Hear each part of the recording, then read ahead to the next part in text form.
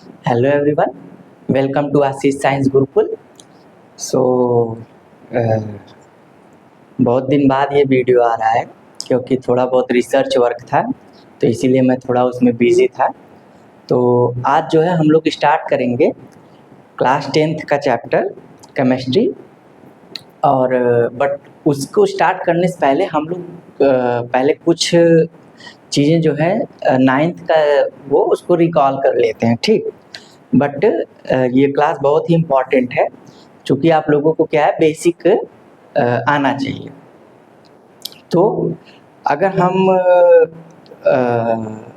चूँकि board exam है तो बोर्ड एग्ज़ाम के लिए हम लोग स्टार्ट कर रहे हैं क्लास 10th के लिए आज से, और फिर मैथ्स भी स्टार्ट होगा। बट अभी के लिए हम लोग साइंस स्टार्ट कर रहे हैं कि जो पहला चैप्टर है केमिकल इक्वेशन, ठीक ना। तो क्लास 10th का जो पहला चैप्टर वो क्या है, केमिकल इक्वेशन।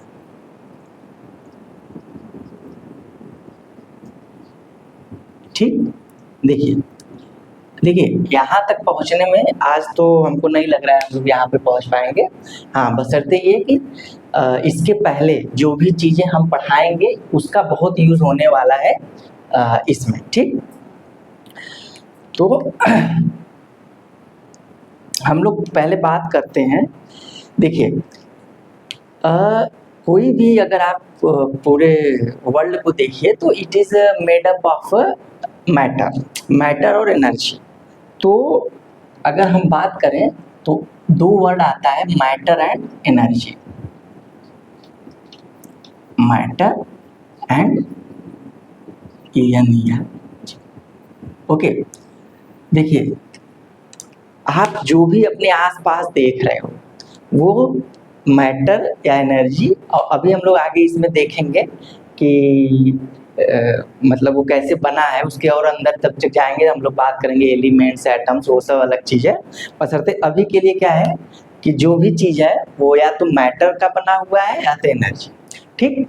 अब देखिए मैटर्स क्या होता है, तो मैटर्स वो चीज़ होता है जैसे कोई भी चीज़ है जिसके पास क्या हो, उसका कुछ मास हो, क्या हो, उसका कुछ मास हो, और क्या हो, उसको कुछ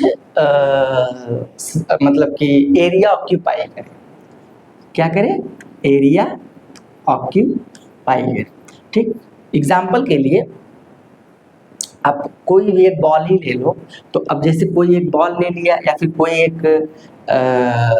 मतलब कि लकड़ी ले लो, वुड ले लो, तो ये सब के पास क्या है, इनके पास कुछ ना कुछ इसका जो है एरिया इन्होंने कवर किया है, और जो है इनके पास कुछ ना कुछ मास होगा, ठीक ना। तो ऐसे मतलब कि सब्सटेंस को हम लोग क्या बोलते हैं, मैटर, ठीक। तो ये हो गया मैटर। अब देखिए एनर्जी क्या होता है, energy the rate of doing work, ठीक। एनर्जी क्या होता है, रेट ऑफ डूइंग वर्क। देखिए रेट ऑफ डूइंग वर्क का क्या मतलब है, जैसे मान लीजिए कि अब मैं यहाँ एनर्जी क्यों यहाँ पे बात कर रहा हूँ, क्योंकि मान लीजिए अगर आपने क्या किया, इस मैटर पे आपने फोर्स लगाया या फिर इसको जो है कई पार्ट में डिवाइड कर दिया, तो ये कोई ना कोई इसका किसी दूसरे एनर्जी के फॉर्म में ये टूट जाएगा। तो इसीलिए हम लोग पढ़ते हैं law of conservation of mass, जहाँ पे हम लोग ये कहते हैं matter can neither be created not be destroyed, it can mass can neither be created not be destroyed, it can only change from one form to another form, okay. तो ये बात हो गया मैटर एंड एनर्जी का, कि भाई matter क्या होता है। अब मैटर जो है जो वैसा सब्सटेंस जिसके पास मास हो, कुछ एरिया ऑक्यूपाई करे, उसका कुछ वॉल्यूम हो, तो ये सब चीजें आती हैं मैटर की, ओके। अब देखिए हम लोग मैटर को क्लासिफिकेशन कैसे कर सकते हैं, तो अब matter can be classified on the basis of two parameter. क्या क्या, एक या तो फिजिकल क्लासिफिकेशन हो सकता है और या तो केमिकल क्लासिफिकेशन हो सकता है, ठीक। तो चूंकि हम लोग केमिस्ट्री के बारे में पढ़ेंगे, केमिकल इक्वेशन के बारे में, तो वहाँ पे हम लोग फिजिकल में उतना नहीं जाएंगे, बट आप लोगों को एक थोड़ा सा मैं एक आइडिया दे दूंगा कि उसके डिफरेंस क्या होता है, ठीक। तो आइए क्लासिफिकेशन पढ़ते हैं।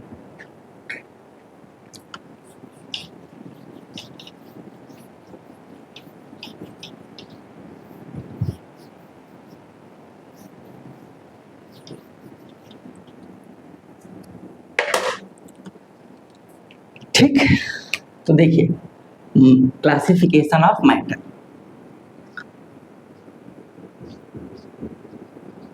ठीक,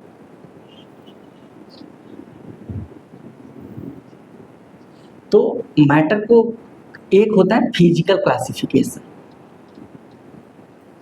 फिजिकल क्लासिफिकेशन,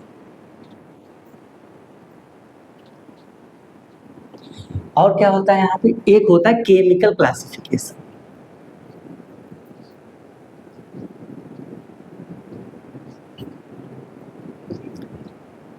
ठीक, देखिए फिजिकल क्लासिफिकेशन का क्या मतलब हुआ कि फिजिकल क्लासिफिकेशन में हम लोग किस चीज के बारे में पढ़ेंगे, उसके फिजिकल प्रॉपर्टी के बारे में। फिजिकल प्रॉपर्टी का मतलब क्या हुआ, जैसे यहाँ पे ये समझिए कि हमारा जो भी मैटर है वो कैसा है, या तो वो सॉलिड होगा, या तो वो लिक्विड होगा,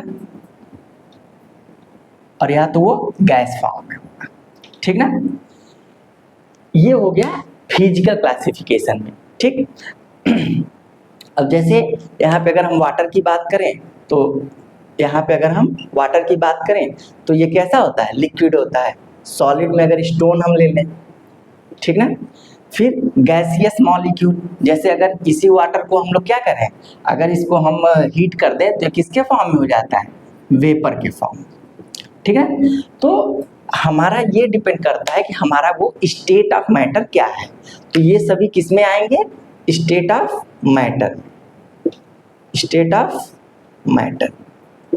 अब चूंकि यहाँ पे हम लोग जो है वाटर का ही सब कुछ ले रहे हैं, तो आप इस सॉलिड की जगह क्या लिख ले, आइस भी लिख सकते हो, ठीक ना। तो ये हुआ फिजिकल क्लासिफिकेशन। तो फिजिकल क्लासिफिकेशन में क्या क्या हुआ, उसके स्टेट के बारे में बताएगा कि हमारा मैटर जो है वो सॉलिड है कि लिक्विड है कि गैस है, ठीक। अब देखिए, जबकि केमिकल क्लासिफिकेशन ऐसा नहीं है। केमिकल क्लासिफिकेशन नाम से ही लग रहा है कि इसमें हम लोग कुछ जो है केमिकल के बारे में पढ़ेंगे, ठीक। तो अब देखिए हुआ क्या है कि केमिकल क्लासिफिकेशन को अगर हम और इसको थोड़ा अगर डिटेल में अगर इसको डिवाइड करें, तो इसको हम लोग कैसे तोड़ सकते, इसको हम लोग कैसे डिवाइड कर सकते हैं, एक मिक्सचर के फॉर्म में और एक है सब्सटेंस के बारे में, ठीक। प्योर सब्सटेंस लिखिए जी ज्यादा से, ठीक ना। अब देखिए, अब मिक्सचर का क्या मतलब हुआ, जैसे मिक्सचर का मतलब ये हुआ कोई भी सब्सटेंस, कोई भी कंपोनेंट्स हो सकता है और उसका कोई जो है फिक्स रेशियो नहीं है, ठीक। वो कैसा भी मतलब कि क्या कहते हैं उसको, जैसे आप उसका कोई फिक्स रेशियो नहीं है, तो वैसे चीज को हम लोग क्या बोलेंगे कि वो हमारा मिक्सचर है। और अब अगर मिक्सचर, अच्छा इसको मैं थोड़ा रफ कर देता हूँ।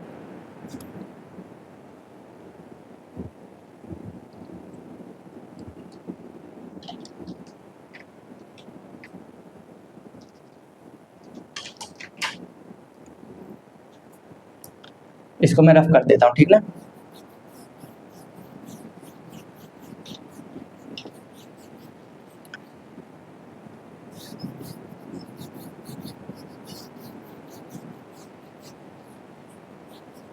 तो देखिए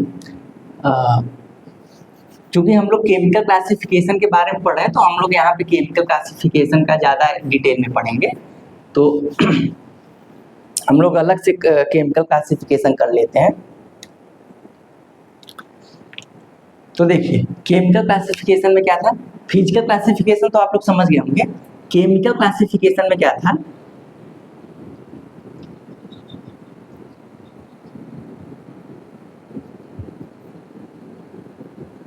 ओके, तो यहाँ पे क्या था, मैंने बोला मिक्सचर के फॉर्म में होगा या तो प्योर सब्सटेंस के फॉर्म में होगा।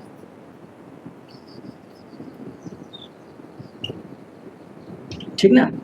अब देखिए मिक्सचर का मतलब क्या है, जहां पे दो या दो से ज्यादा कंपोनेंट हो, मोर देन टू और more than two, it is form by two और मोर सब्सटेंस। ठीक ना। अब देखिए, अब मिक्सचर में भी दो प्रकार के मिक्सचर हो सकते हैं। कौन कौन से? एक तो ये हो सकता है होमोजीनियस मिक्सचर। क्या हो सकता है? Homogeneous mixture. ठीक। और एक कैसा मिक्सचर हो सकता है? Heterogeneous mixture. तो देखिए नाम से ही लग रहा है कि होमोजीनियस मिक्सचर। होमोजीनियस मिक्सचर का मतलब क्या है? होमोजीनियस मिक्सचर का मतलब जिसका फेज क्या हो? सेम हो। क्या हो मतलब इसमें? फेज क्या हो? सेम फेज हो, सेम फेज हो, या फिर यूनिफॉर्मली ये डिस्ट्रीब्यूटेड हो, यूनिफॉर्मली डिस्ट्रीब्यूटेड। जबकि यहाँ पर क्या है? यहाँ पे ऐसा नहीं है, यहाँ पे फेज सेम नहीं होगा। फेज क्या होगा? Not same. ओके। और यहाँ पे क्या आपको दिखेगा? नॉन यूनिफॉर्मिटी दिखेगी। देखिए अब आप लोग इसको डेली लाइफ में भी समझ सकते हैं। आप अपने क्लास में दोस्ती अच्छी किसके बीच में होती है? जिनके फेस सेम होते हैं। अगर एक प्रकार के थिंकिंग वाले लोग हैं तो इसका मतलब वो किस में है? वो होमोजीनियस है। लेकिन हो सकता है ना कि दो अलग विचार वालों के बीच में उतनी अच्छी दोस्ती नहीं होती है, तो वो कैसा हो जाता है? हेट्रोजीनियस मिक्सचर होता है। ठीक ना। अब देखिए इसका अगर एग्जाम्पल हम लें तो होमोजीनियस मिक्सचर में जैसे हम लोग लिख सकते हैं, इसका एग्जाम्पल अगर हम लिखें तो यहाँ पे क्या है? आपको यहाँ पे दिखेगा मिल्क प्लस वाटर। ठीक ना। जबकि यहाँ पे क्या है? यहाँ पे ऑयल प्लस वाटर। देखिए अगर आप देखे होंगे कि दूध में, पानी में अगर दूध मिला दिया जाए तो वहां पे आपको कैसा मिक्सचर दिखेगा? होमोजीनियस मिक्सचर दिखेगा। जबकि हेट्रोजीनियस मिक्सचर में अगर आप पानी पे तेल डाल दीजिए तो वहां पे क्या होगा? आपको तेल अलग ही दिखेगा, नहीं, ऑयल आपका ऊपर रहेगा और फिर मतलब दोनों में आपको डिफरेंस दिख जाएगा। तो वैसे मिक्सचर होमोजीनियस मिक्सचर कहलाते हैं, जो एक दूसरे में क्या हो जाए? मिसिबल हो जाए। जबकि हेट्रोजीनियस मिक्सचर में ऐसा कुछ नहीं। ठीक। तो ये तो हो गया मिक्सचर की बात। अब देखिए प्योर सब्सटेंस में क्या है? प्योर सब्सटेंस को अगर हम डिवाइड करें तो अब इसको हम लोग डिवाइड कर सकते हैं दो पार्ट। अब मेन हमारा अब यहाँ से स्टार्ट होता है, तो हम लोग इसको अगर डिवाइड करें तो इसको हम लोग कर सकते हैं एलिमेंट्स और कंपाउंड्स के बीच में। ठीक ठीक, एलिमेंट्स और कंपाउंड्स के बीच में। ठीक ना। अब देखिए कंपाउंड्स क्या होते हैं, तो नॉर्मली अगर हम कंपाउंड्स की बात करें तो इसमें आपको दो प्रकार का कंपाउंड दिखेगा। या तो एक ऑर्गेनिक कंपाउंड होगा, या तो ऑर्गेनिक कंपाउंड होगा, और या तो इनऑर्गेनिक कंपाउंड होगा। ठीक। देखिए ये मैं आपको अभी बेसिक बता रहा हूँ, अभी हम लोग जब उस पे केमिकल इक्वेशन पे पढ़ेंगे तब वहाँ पे हम लोग और डिटेल में पढ़ेंगे। बस बट अभी के लिए क्या है, आप लोगों को क्लास 9th का थोड़ा सा हम रिकॉल करा देते हैं कि जैसे एलिमेंट्स क्या होता है, मॉलिक्यूल्स क्या होते हैं और एटम्स क्या होते हैं, ठीक ना। तो ये सब चीज़ें जो है आपको मैं आज के क्लास में बता देता हूँ, ठीक। तो अब देखिए, ठीक, अब कंपाउंड्स क्या होते हैं, तो कंपाउंड्स में ऑर्गेनिक और इनऑर्गेनिक में। अब देखिए, ऑर्गेनिक का मतलब सिंपल क्या है, जिसमें हम लोग कार्बन और हाइड्रोजन के बारे में पढ़ें, कार्बन और हाइड्रोजन। जैसे अगर यहाँ की हम बात करें तो CH4 मीथेन हुआ, बेंजीन, ये सब आप नाम सुने होंगे। तो ये सब किस में आ जाएंगे, ऑर्गेनिक, जहाँ मैक्सिमम हम लोग किस चीज़ के बारे में पढ़ेंगे, कार्बन और हाइड्रोजन के बारे में। जबकि इनऑर्गेनिक में ऐसा नहीं है। इनऑर्गेनिक में क्या है, इन दोनों को छोड़कर, फॉर एग्जाम्पल अगर आप जो है जैसे CH4 लिखे, अगर यहाँ पे मैं लिख दूँ SiH4, इसका मतलब ये क्या हो गया, इनऑर्गेनिक में आ गया, ठीक। तो नॉर्मली इन दोनों को छोड़ के बाकी जो भी कंपाउंड या एलिमेंट आएंगे वो किस में आएंगे, इनऑर्गेनिक की स्टडी में आप रख सकते हो, ठीक। और जैसे FeSO4, 0.7H2O, ये सब कंपाउंड है, तो ये सब किस में आ जाएगा, इनऑर्गेनिक कंपाउंड। आलम फिटकरी जो होती है, तो इसका भी ये क्या फार्मूला है, मतलब अगर इसका फार्मूला लिखें तो इसकी भी स्टडी क्या आ जाएगी, K2SO4 पॉइंट Al2SO4 का होल थ्राइस 0.24H2, ठीक ना। तो ये एलम का फार्मूला होता है। तो ये सब किस में आएंगे, इनऑर्गेनिक के स्टडी में आएंगे, ठीक ना। अब बचा एलिमेंट्स, ठीक, ठीक ना।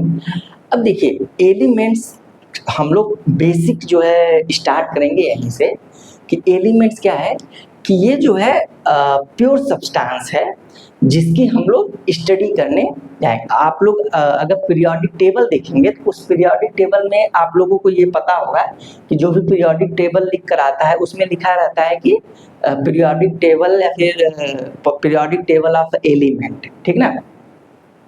तो अभी तक में जो है हमारा जो एलिमेंट है वो 118 एलिमेंट को मतलब कि पता लगाया गया है, ठीक। तो अब हम इसके बारे में थोड़ा डिटेल में बात करेंगे, तो हम इसको रफ कर देते हैं, ठीक ना।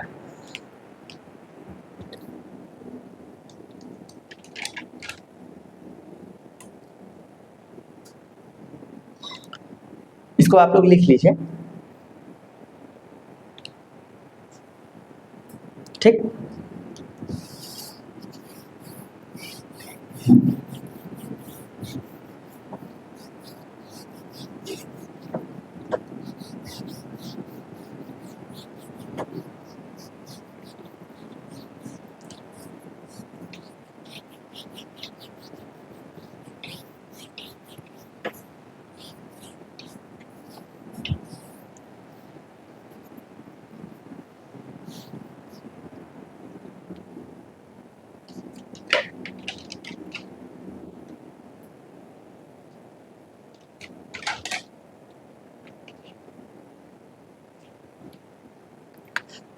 ठीक।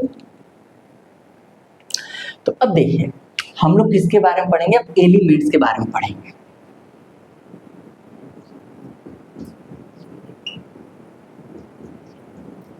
देखिए,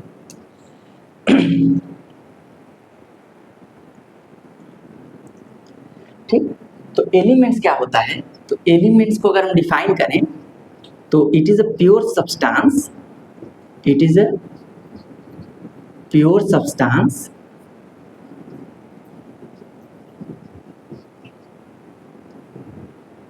consist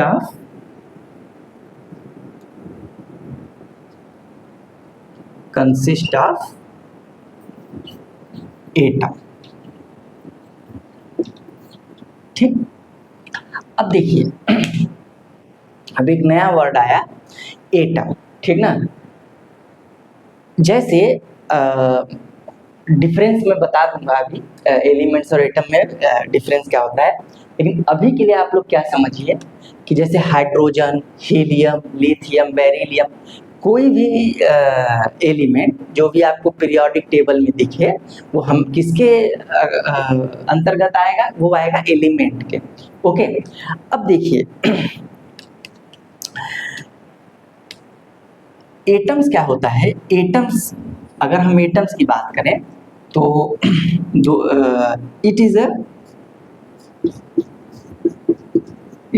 smallest unit, smallest unit which is indivisible, which is it is smallest unit of element, लिख लीजिए, unit of element which is indivisible, और क्या इनविजिबल भी होते हैं, मतलब आप लोग इसको नेकेड आई से नहीं देख सकते, इनविजिबल। ओके देखिए, अब इसमें बहुत टाइम पे लोग कंफ्यूज हो जाते हैं। कभी कभी क्या होता है, हम लोग बोलते हैं हाइड्रोजन एटम, ठीक ना, और उसमें अगर पीरियोडिक टेबल आप देखोगे तो उसमें क्या लिखा है, उसमें तो हम लोग पढ़ते हैं एलिमेंट के बारे में। तो देखिए दोनों में डिफरेंस मैं आपको अच्छे तरीके से आज समझा देता हूँ कि अगर हम एक एग्जाम्पल लें, ठीक, एग्जाम्पल लें वाटर मॉलिक्यूल का। एग्जाम्पल किसका ले रहे हैं, वाटर मॉलिक्यूल।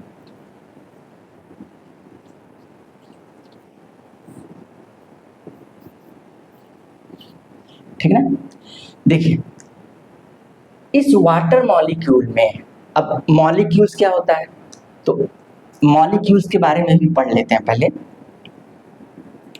फिर एक ही साथ में एग्जाम्पल में हम लोग समझ जाएंगे कि एटम और एटम, एलिमेंट और मॉलिक्यूल में क्या डिफरेंस होता है।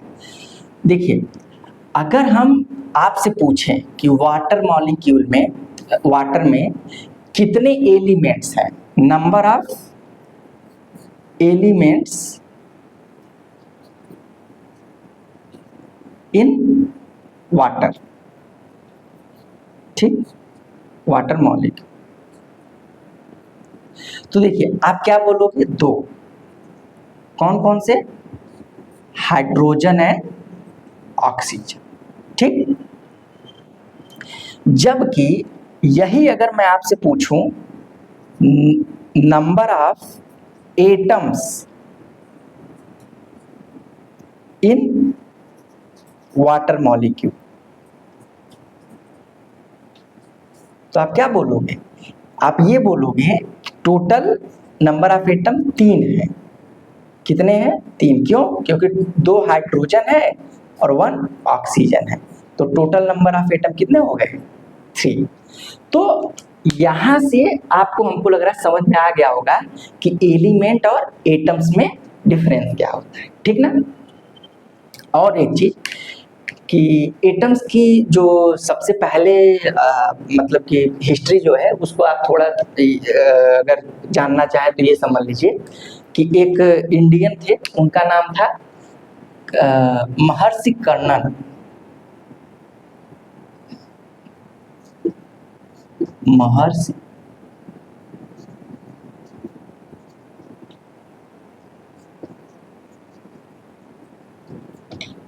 कन्नड़। तो इन्हीं के नाम पे इन्होंने एक हिंदी का जो वर्ड दिया था वो था अणु, अणु, ठीक ना। तो उसी नाम से जो है एटम सबसे पहले इन्होंने ही बोला था। बट जो और अगर हम ग्रीक में आए तो वहां पे क्या बोला गया कि एटम्स को जिसने दिया था, किसने दिया था, वो जो है सबसे पहले उन्होंने यूज किया था डर्मिकस, ठीक ना। तो इन्होंने बोला था एटोमोस, ठीक। इसका मतलब क्या है, अनब्रेकेबल या फिर इंडिविजिबल,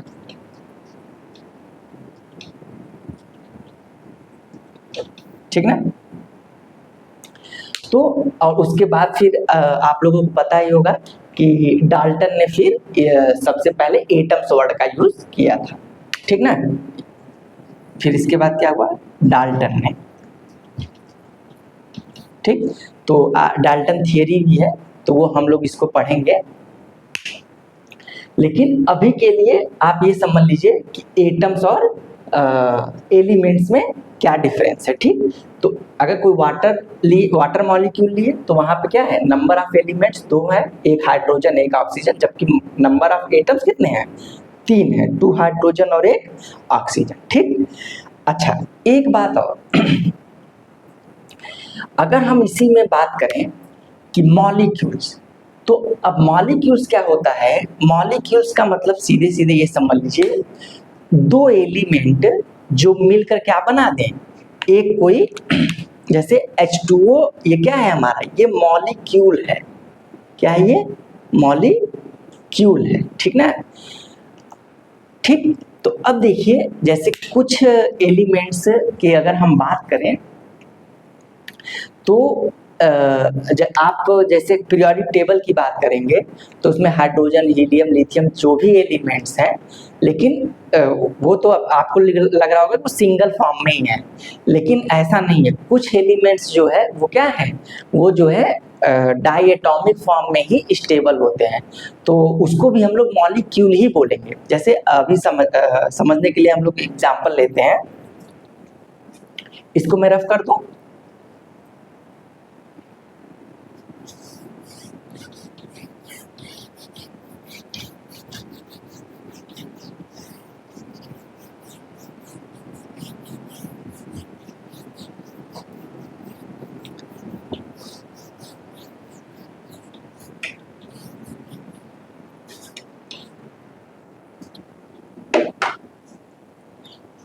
देखिए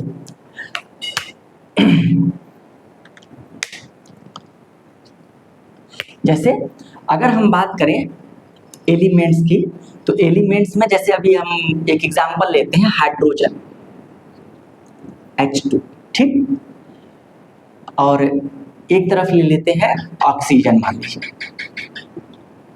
तो देखिए इसमें एलिमेंट्स, एक हाइड्रोजन एटम है, मतलब 2 हाइड्रोजन एटम से मिलके क्या बना है, ये एक हाइड्रोजन मॉलिक्यूल बना हुआ है, ठीक ना।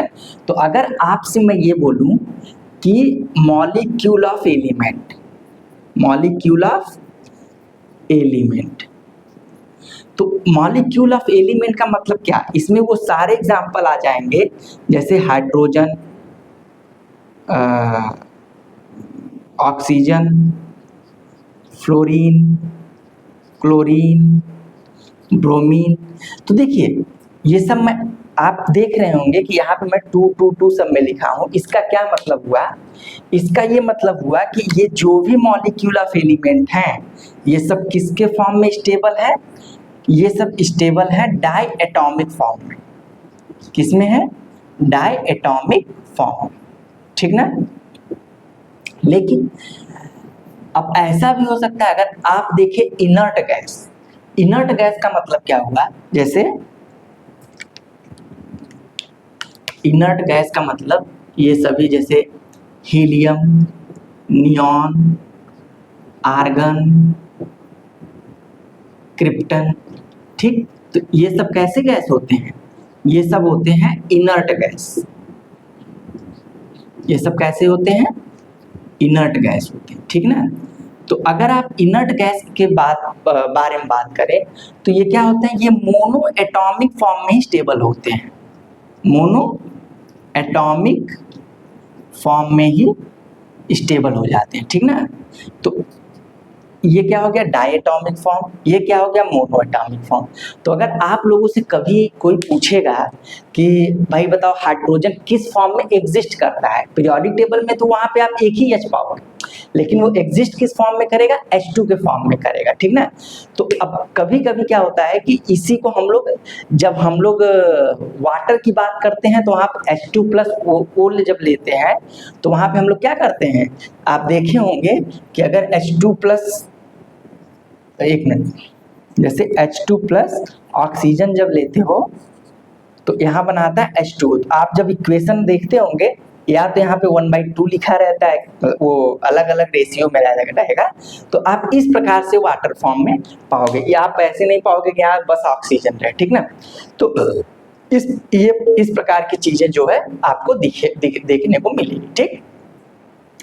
तो इससे क्या पता चला, पहली बात कि एलिमेंट जो है वो डिपेंड करेगा कि वो किस फॉर्म में एग्जिस्ट करता है, ठीक।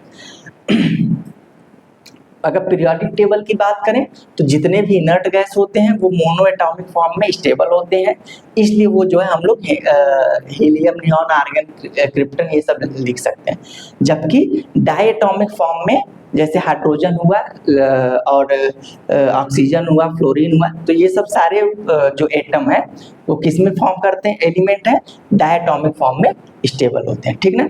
अब देखिए कुछ कंपाउंड ऐसा भी तो हो सकता है ना कि जैसे फास्फोरस की बात करें हम, फास्फोरस की, ठीक। तो फास्फोरस की अगर बात करें तो ये है P4 फॉर्म में एग्जिस्ट करता है, ठीक ना। तो ये क्या है, P4 फॉर्म। जबकि सल्फर किस फॉर्म में करेगा, यस 8 के फॉर्म में ये एग्जिस्ट करेगा, ठीक। तो ये एग्जिस्ट करने का मेरा क्या मतलब है, एग्जिस्ट करने मतलब ये लोग इस फॉर्म में स्टेबल होंगे, ठीक ना। ये हो गया मॉलिक्यूल ऑफ एलिमेंट। अब देखिए मॉलिक्यूल ऑफ एलिमेंट हो गया, अब मॉलिक्यूल ऑफ कंपाउंड,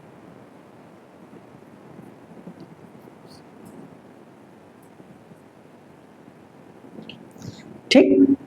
तो इसमें अगर हम बात करें तो वही सिंपल हम लोग बस जो अभी तक एग्जांपल लेकर चले आ रहे हैं, H2 + O2 ये क्या मिल जाएगा हमको, H2, ठीक ना।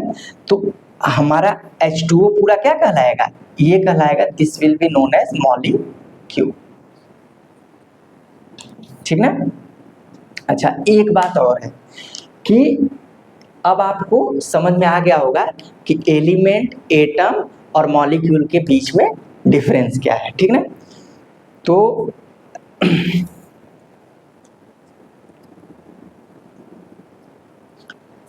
ठीक ना। तो अब यहाँ पे आप चाहो तो कुछ और एग्जांपल लिख सकते हो, जैसे HNO3 हो गया, मतलब और H2SO4, मतलब कई सारे एग्जांपल हैं। तो इन सब चीज के बारे में अभी हम लोग डिटेल में पढ़ेंगे, बट लेकिन आज आप बेसिक के लिए ये सब चीजें समझ लीजिए, ठीक। अब देखिए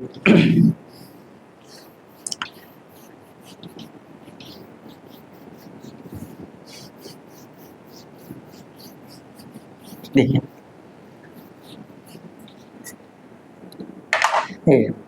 अब हम लोग देखेंगे कि nomenclature of element on the behalf of name, मतलब हम लोग क्लासिफाई कर सकते हैं कि एलिमेंट के कैसे हम लोग रिप्रेजेंट करते हैं, ठीक ना। तो अब जैसे एलिमेंट को अगर हम रिप्रेजेंटेशन की बात करें, ठीक, तो देखिए इसको हम 3 पार्ट में डिवाइड कर लेते हैं। 3 पार्ट में डिवाइड का मतलब क्या हुआ कि अगर आप देखें तो कुछ एलिमेंट का, अगर हाइड्रोजन की बात करें आप, हाइड्रोजन की, तो ये कहाँ से आया, इसके फर्स्ट लेटर से आया हुआ है। मतलब कि एलिमेंट का जो नेम नॉमेनक्लेचर होता है वो पहला अगर हम लिखें on the behalf of its first letter, जैसे और एग्जांपल हम देखें ऑक्सीजन, यहाँ पे हम लोग क्या देख सकते हैं, ओ। और देखें तो हम लोग यहाँ पे क्या देख सकते हैं, हीलियम, नहीं अभी रुक जाइए, फ्लोरीन, कार्बन ले लें, तो यहाँ क्या हो जाएगा, सी। मतलब आप ये देख रहे हो कि ये फर्स्ट लेटर पे जो भी नेम है वो क्या है, हाइड्रोजन, ऑक्सीजन, कार्बन, ठीक है। तो वो इसका सिंबॉलिक फॉर्म है, ठीक। और अगर लिखना चाहें तो इसमें आप ले लीजिए नाइट्रोजन,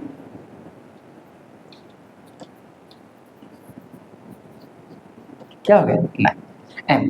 तो यहाँ पे ये फर्स्ट लेटर लिया गया है, मतलब ये सभी एग्जाम्पल किस पे हैं, ये सभी एग्जाम्पल हैं on the behalf of on the behalf of first letter, first alphabet या फिर लेटर आप कह रहे हैं, फर्स्ट अल्फाबेट लिख लीजिए। ठीक, अब देखिए ऐसा भी हो सकता है कि मोर देन 2 अल्फाबेट हो, मोर देन किसी भी कंपाउंड में, जैसे एग्जांपल ले अगर हीलियम की हम बात करें, हीलियम, ठीक ना, तो इसने क्या किया है, इसके नॉमेनक्लेचर में इसने 2 वर्ड यूज किए हुए हैं। ठीक, और जैसे ब्रोमीन,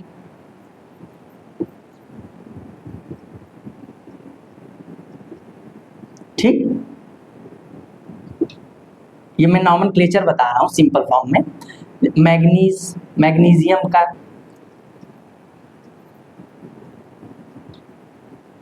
ठीक है, तो ये सभी किसके बेसिस पर हैं। और एक एग्जांपल लीजिए, जैसे मैग्नीज, Mn, तो ये सभी जो एग्जांपल हैं वो किसके बिहाफ पे हैं, on the behalf of 2 alphabets in name. ठीक ना, ठीक, तो अब आप इसमें देखते होंगे हाइड्रोजन का इन्होंने क्या किया है, फर्स्ट लेटर यूज किया है, लेकिन हीलियम में इन्होंने 2 वर्ड्स लिया हुआ है। देखिए लेकिन कुछ का नाम जो है वो ग्रीक वर्ड पे पड़ा हुआ है, तो ग्रीक वर्ड का जैसे हम एग्जांपल ले लें, सोडियम, ठीक ना, सोडियम, तो अगर इसका हम ग्रीक वर्ड देखें तो इसका ग्रीक वर्ड क्या है,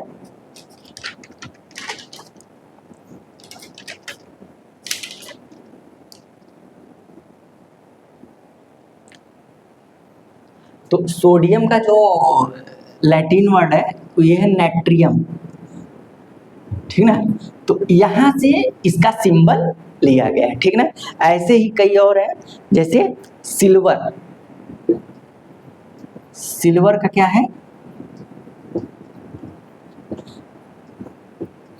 अर्जेंटम, ठीक ना, तो ये सब किसके बिहाफ पे हैं, ये सब लैटिन वर्ड के बेसिस पर है। ठीक, और एक एग्जांपल ले लीजिए,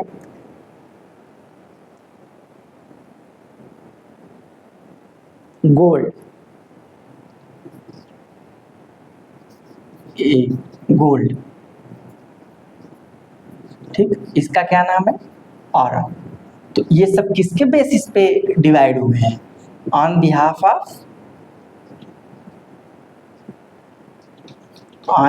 ऑफ लैटिन वर्ड और ग्रीक वर्ड। ठीक, तो ऐसे हुआ है पीरियोडिक टेबल में नॉमेनक्लेचर। ठीक ना, तो ये सभी क्या है, आज आपने क्या सीखा कि एलिमेंट्स क्या होता है, मॉलिक्यूल्स क्या होते हैं, और एलिमेंट्स का नॉमेनक्लेचर किस बेसिस पे हुआ है, और क्या कि कंपाउंड और कंपाउंड, एलिमेंट और एटम में डिफरेंस क्या होते हैं। ठीक, तो मेन यही था कि आप लोगों को बेसिक चीजें आज समझ में आ जाए। अब देखिए जैसे कि अगर हम बात करें कि केमिकल रिएक्शन का, ठीक ना, तो अब केमिकल रिएक्शन में पहुंचने से पहले आप लोगों को ये बेसिक चीजें पता होनी चाहिए, तो आप इसको नोट कर लीजिए।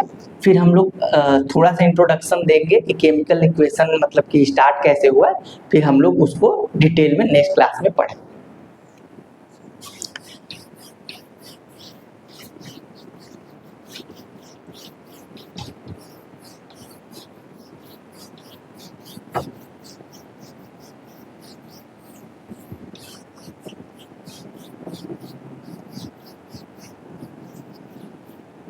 देखिए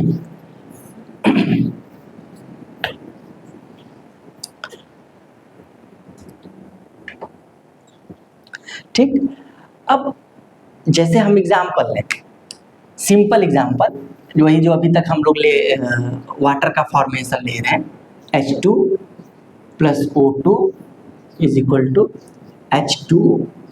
ठीक, देखिए यहाँ पे ये किस फॉर्म में रहेगा, ये गैसियस फॉर्म में रहेगा, ये भी किस फॉर्म में रहेगा, गैसियस फॉर्म में रहेगा। लेकिन ये किस फॉर्म में है, ये है लिक्विड फॉर्म। ठीक ना। यहाँ पे कुछ एटमॉस्फेरिक कंडीशन है, वो हम लोग बाद में देखेंगे। यहाँ पे उन लोगों ने क्या किया, एटमॉस्फेरिक कंडीशन दिया हुआ है, इसलिए कुछ प्रेशर टेम्परेचर इन लोगों ने कुछ वैरी किया हुआ है। अब देखिए हमारे इन्वायरमेंट में तो बहुत सारे जो है हाइड्रोजन ऑक्सीजन सब घूम रहे हैं। अब वैसे तो वाटर नहीं मिल सकता ना, तो इसीलिए उन लोगों ने क्या किया हुआ है, उन्होंने कुछ एटमॉस्फेरिक कंडीशन दिया हुआ है। अब देखिए हाइड्रोजन और ऑक्सीजन के एक एक अगर मॉलिक्यूल की हम बात करें, इन्होंने रिएक्ट करके एक हाइड्रोजन H2O मॉलिक्यूल बनाया। ठीक, अब इसमें आप अगर डिफरेंस देखिए तो कुछ चेंजेस आया होगा। पहला क्या चेंज आया कि केमिकल चेंजेस क्या आए होंगे, केमिकल चेंजेस क्या आया होगा। तो अगर आप देखें पहली बात तो हाइड्रोजन और ऑक्सीजन किस फॉर्म में है, गैस फॉर्म में, जबकि वाटर किस फॉर्म में है, लिक्विड फॉर्म में। ठीक, एक ये चेंजेस आपको दिखा। दूसरा चेंजेस आप क्या कह सकते हैं, अगर आप देखें तो ऑक्सीजन यहाँ पे क्या, ऑक्सीजन का कैसा मतलब कि अरे क्या स्वरूप होता है, तो वो क्या होता है, इट कंबसन, कंबसन में यूज होता है। मतलब ये अगर कहीं भी आग लगा हुआ है तो अगर उसको आप और ऑक्सीजन दे दीजिए, आग क्या हो जाता है, और भड़क जाता है। ठीक ना। जबकि वाटर के साथ क्या है, ये फायर एक्सटिंग्विशर होता है।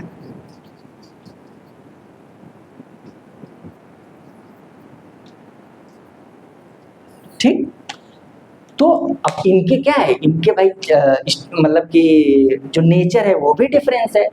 पानी क्या कर रहा है, वो आग को बुझा रहा है, जबकि ऑक्सीजन क्या कर रहा है, वो आग को और भड़का रहा है। तो अब कुछ चेंजेस आए हैं, तो ऐसे ही चेंजेस को उन लोगों ने क्या किया, एक फॉर्म दे दिया लिखने का।